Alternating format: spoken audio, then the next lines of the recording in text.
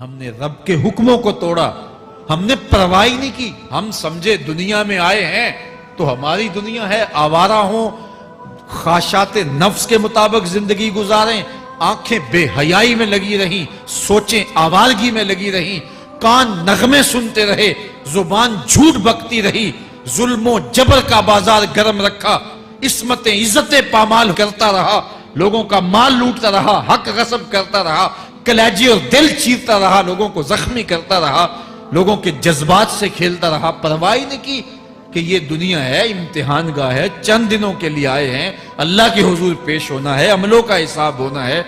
اب جب وہ دیکھیں گے کہ ہمارے ساتھ کیا ہونے والا ہے تو ان کے چہرے پہلے بگڑ جائیں گے۔ کیوں؟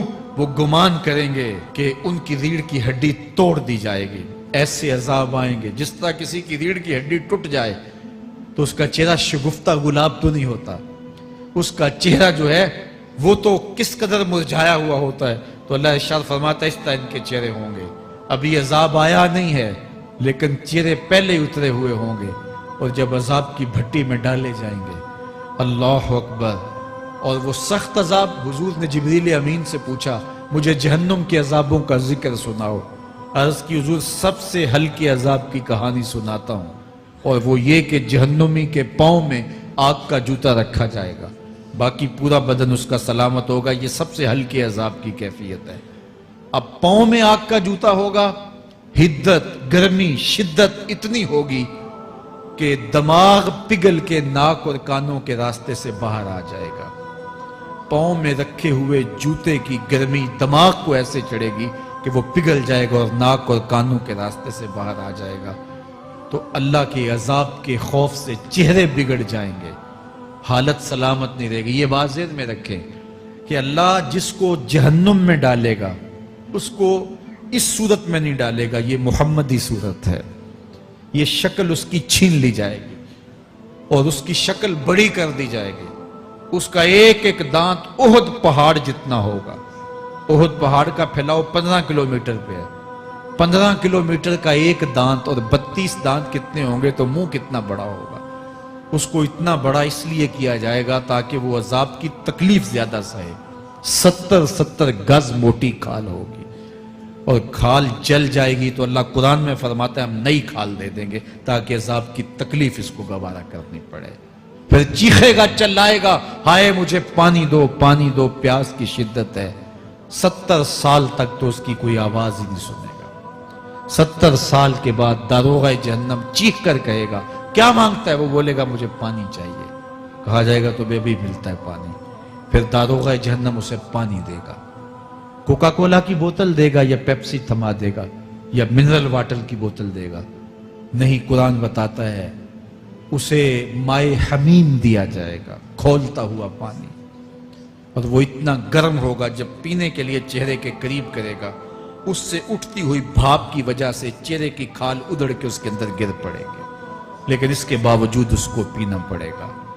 اللہ فرماتا ہے یہ دنیا ہی سب کچھ نہیں ہے، سمجھ لیا یہی سب کچھ ہے، آخرت کو بھول گئے، صبح اٹھے کام پہ چلے گئے، شام آئے آوارگی میں چلے گئے، صدائیں آتی رہی حی علی الصلاۃ حی علی الفلاح، کوئی پرواہ نہیں کی، نہ پیشانیوں نے سجدے کیے، نہ سوچوں میں پاکیزگی آئی، زندگی یوں گزار کے چلے گئے۔ ایسے نہیں، کہا ایک وہ ہوں گے جن کے چہرے شگفتہ گلاب ہوں گے، ایک وہ ہوں گے جن کے چہرے بگڑے ہوئے ہوں گے۔ اللہ اکبر، کلا اذا بلغت التراقی، یہ تو قیامت کا منظر ہے نا، قیامت سے قبل بھی ایک منظر ہے، اللہ اس منظر کو بھی بیان کر رہا ہے، کلا اذا بلغت التراقی، ہاں جب جان گلے کو پہنچ جائے گی۔ اے انسان تیرے اوپر وہ گھڑی بھی آنے والی ہے، وہ وقت بھی آنے والا ہے جب سانس اس ہنسلی میں اٹک جائے گا، جب سینے سے بھی سانس اوپر چلی گئی، اب ڈاکٹر بھی لا علاج قرار دے رہے ہیں کہ اب علاج نہیں رہا ہے، جان بس اب نکلنا چاہ رہی ہے، اور کہا جائے گا کوئی جھاڑ پھونک والا بلاؤ۔ اب ڈاکٹروں نے تو جواب دے دیا، اب سانس اٹک گئی گلے میں، چند لمحوں کی مہمان ہے، اب ڈاکٹروں نے کہا اب ہماری جانب سے لا علاج ہو گیا، اب لے جاؤ اس کو گھر، یا وینٹیلیٹر پہ ڈال دیتے ہیں اس کو، بس اب ہماری جانب سے کوئی اس کا علاج نہیں ہے.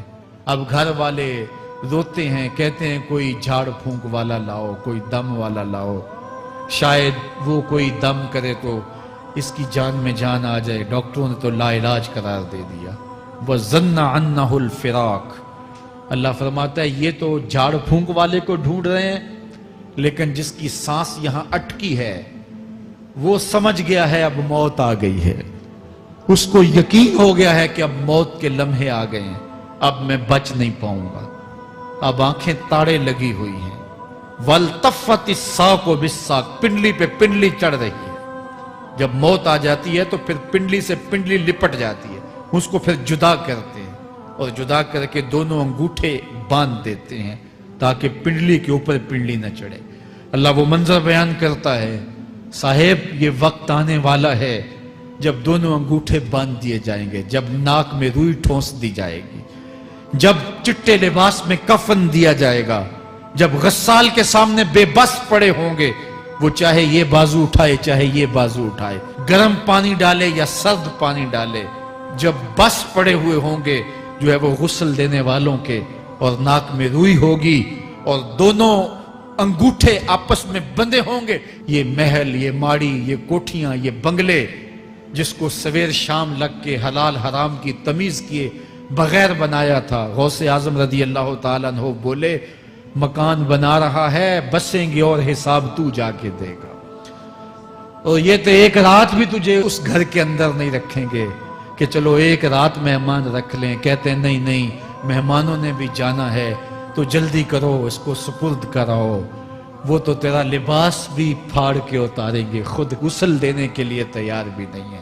تجھ سے خوف آنے لگا ہے, جاندی واری ڈرونا بنے ہوتے, ہاتھ نہ لاندے ڈر دے, جنہ لئی تو پاپ کمائے اج کتھے نہیں تیرے کر دے. آج تو وہ تیرے ساتھ تجھے غسل دینے کے لیے آمادہ نہیں ہے. وَالْتَفَّتِ السَّاقُ بِالسَّاقِ. جب پنڈلی پہ پنڈلی چڑھنے لگ جائے گی, إِلَىٰ رَبِّكَ يَوْمَئِذٍ الْمَسَاقُ. اس دن تیرے رب کی طرف ہی لوٹ کے جانا ہے. فَلَا صَدَّقَ وَلَا صَلَّىٰ. اس نے نہ تو سچ مانا اور نہ نماز پڑھی. وَلَٰكِنْ كَذَّبَ وَتَوَلَّىٰ. ہاں جھٹلایا اور منہ پھیر کے چل پڑا. ثُمَّ ذَهَبَ إِلَىٰ أَهْلِهِ يَتَمَطَّىٰ. پھر اپنے گھر کو اکڑتا ہوا چلا. اولا لک فاولا ثم اولا لک فاولا. تیری خرابی آ پہنچی, ہاں تیری خرابی آ پہنچی. ایحسب الانسان ان یترک سدی. انسان دنیا میں یہ گمان کرتا ہے اس کو سدا چھوڑ دیا جائے گا. سدا عربی میں ایسے اونٹ کو کہتے ہیں جس کی مہار کسی کے ہاتھ میں نہ ہو. شترے بے مہار, جہاں مرضی جس گھاٹ سے چاہے پانی پیے, جہاں سے مرضی چارہ لے, تو شترے بے مہار کو کہتے ہیں سدا. تو یہ انسان بھی گمان کرتا ہے کہ میں بھی سدا ہوں, مجھے کوئی کیوں پوچھے, میرے جذبات پہ کوئی کیوں قدغن لگائے, مجھے کیوں روکے کوئی. بالخصوص جوانی کے ایام کے اندر جوان کو بڑا ہوتا ہے کہ کوئی مجھے کیوں. وہ تو ماں باپ کے کہنے میں بھی نہیں آنا چاہتا, وہ کہتا ہے کیوں مجھے روکتے ہیں, میری جوانی ہے, میرے جذبات ہیں, مجھے آزادی سے جینے دو, کیوں میرے راستے میں رکاوٹ بنتے ہو, میں سدا ہوں. اللہ فرماتا ہے نہیں, ایک اونٹ تو سدا ہو سکتا ہے جس کو میں نے اشرف المخلوقات بنایا ہے, اس کو تو سدا نہیں چھوڑوں گا, اس کو تو پابند بناؤں گا حکام کا. اب وہ کہتا ہے کہ نہیں نہیں, یہ کیسے دوبارہ اٹھائے جائیں گے. اب دوبارہ وہی بات پھر آ گئی. الم یک نطفۃ من منی یمنی. اللہ فرماتا ہے ایک بوند تھی نا, پانی کا ایک قطرہ تھا جو رحم مادر میں رکھا گیا. ثم کان علقہ. پھر وہ پانی کا قطرہ لوتھڑا بنا. فخلق فسوی. پھر اللہ نے اسے پیدا فرمایا اور پھر ٹھیک ہموار کیا. فجعل منہ الزوجین الذکر والانثی. پھر اس سے وہ جوڑ بنائے, کوئی مرد بنایا کوئی عورت بنائی. کہا اب غور کر, اب تیری آنکھیں دیکھتی ہیں, بجلیاں چمکتی ہیں, تیری زبان کا طوطی بولتا ہے, لوگ اشش کرتے ہیں تیری گفتگو پہ, تیری گفتار پہ صدقے جاتے ہیں, تیرے لہجے کے جمال کو دیکھتے ہیں, تیرے سینے کا زور, تیرے پنجوں کی طاقت, تیری دماغ کی تیزیاں اور تیری سوچوں کے اجالے, تیری زوردار ٹانگیں, تیرے کڑیل بازو اور تیری چوڑی چھاتی اور تیرے گلاب کی پتیوں جیسے ہونٹ، اے انسان یہ سب کچھ کہاں تراشا گیا؟ ماں کے رحم میں، اس تاریکی میں جو 3 پردوں میں تھی، تیرا سر تیرے گھٹنوں میں تھا، اور تیرے رب نے وہاں تیرے اندر نسوانیت یا رجولیت کی صلاحیتیں پیدا کی، تیری آنکھوں میں چمک پیدا کی، تیرے کانوں میں نغمے بکھیرے، تیری زبان کے پٹھوں پہ قوت ذائقہ رکھی، تجھے بولنے کی صلاحیت دی، تیرے پنجوں میں زور رکھا۔ آج تو مفتی شہر ہے، آج تو علامۃ الدہر ہے، آج تو قاضی القضات ہے، آج تو منسٹر ہے، آج تو وزیر اعظم ہے، آج تو پہلوان ہے، آج تو شہزادہ ہے، آج تو بادشاہ ہے، آج تو زوراور ہے، آج تیری طاقت کے کیا کہنے؟ آج شیروں کو تو نچا لیتا ہے، ہاتھیوں کو تو بٹھا لیتا ہے، آج تو بڑا زوراور گھڑ سوار ہے، آج تیری طاقت کے کیا کہنے؟ تو کشتی کرتا ہے، زمانہ دیکھنے آتا ہے، آج تیری طاقت کے شوہرے ہیں، تیری عظمت کے تنتنے ہیں، لیکن انسان تو ایک ناپاک قطرہ تھا اور رحم مادر میں تھا۔ تیرے اندر یہ رنگ کس نے بھرے؟ تیرے کانوں میں نغمے کس نے رکھے؟ تجھے دماغ کی قوتیں کس نے دی؟ زبان کو بولنا کس نے سکھایا؟ آنکھوں میں توانائیاں کس نے رکھی؟ تیری زبان کا طوطی بولتا ہے، یہ سلیقے کس نے دیے؟ پھر اللہ فرمایا، کتنا زوردار بیان ہے، الیس ذالک بقادر علی ان یحیی الموتى، جو ماں کے پیٹ میں ایک نطفے کو ایک خوبصورت انسان بنا سکتا ہے، ہڈیوں کو جوڑ کے دوبارہ انسان نہیں بنا سکتا؟ کیا وہ دوبارہ تجھے کھڑا نہیں کر سکتا اپنے سامنے پیش ہونے کے لیے، جس کے حکموں کو تو نے توڑا ہے، جس کے فرامین کا تو نے مذاق اڑایا ہے؟ کیا وہ اتنا ہی بے بس ہے کہ اپنے حضور تجھے جو ہے وہ کھڑا ہی نہیں کر سکتا ہے؟ جس رب نے تجھے ماں کے شکم میں شکل دی، حضرت شیخ فرید الدین عطار بولتے ہیں، سانے کستی سلاتی می شود، ایسا کاریگر ہے مٹی سے بادشاہ بنا ڈالتا ہے۔ اس نے مٹی سے دارا و سکندر بنائے، اس نے مٹی سے جو ہے وہ رستم و سہراب بنائے، اس نے مٹی سے کیا کیا بنا دیا جو مٹی سے بادشاہ بنا سکتا ہے، جو نطفہ رحم مادر سے جو ہے وہ شکل اور صورت اور رنگ اور جمال بنا دیتا ہے۔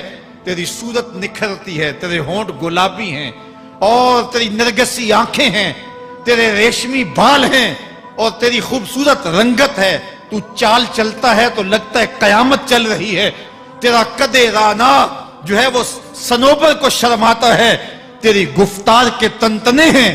جس نے اتنی خوبصورت شکل ماں کے رحم میں بنائی، کیا وہ ہڈیوں کو جوڑ کے دوبارہ انسان نہیں بنا سکتا؟